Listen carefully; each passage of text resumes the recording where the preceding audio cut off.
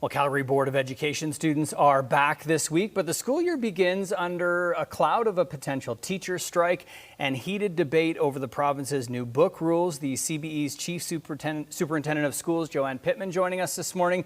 And Ms. Pittman, I am the husband of a teacher, so I have a bit of a sense of how busy it is right now, so we do very much appreciate your time. And if we could just start with your reaction to the pause of these new book rules on the part of the province.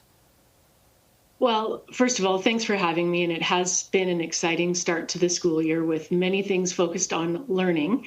And what I would say is that anytime complex policy is being implemented, an opportunity to pause and reflect and consider how to best implement that moving forward is appreciated, and we look forward to hearing what those changes may be to the current ministerial order. The Premier saying yesterday that she hopes school boards now understand what it is that they're trying to achieve. Is that clear to you? Do you understand what they're trying to achieve? What I understand is our common goals are developmentally appropriate books available to students to ensure that our students are critical thinkers and reflect diverse perspectives. The manner in which that will be laid out by the government is something that we look forward to clarity on. So the Education Minister yesterday releasing this list of CBE and Edmonton public schools with these graphic novels that they've sort of, highlighted since the beginning of this debate as containing sort of pornographic material. One of these books was in an elementary school, a CBE elementary school, also in a number of middle schools. Is that a concern for you? And what is the board's position on these 4 graphic novels? First of all, to be clear, there was no single elementary school that had these books. They were all schools that had middle school grades within them. So I think that's important to recognize. That said, it's really easy to engage in all kinds of different debate. Our top priority is ensuring that we have quality relationships with our students, that we have quality texts available to them. We do have a resource selection guide. We have a form that we utilize with families that we will reconsider different resources and be responsive. Families are important partners to that. And those processes are really necessary to ensure that we have a range of text available. We do want to have developmentally appropriate texts. We want to be sensitive to communities. Those are important things, and we're confident that we'll be able to work our way through this. Okay, let's switch gears and talk about obviously another major challenge for the board right now, and that is the potential strike or lockout on the part of the teachers. What kind of plans have you put in place with the potential for schools to shut down?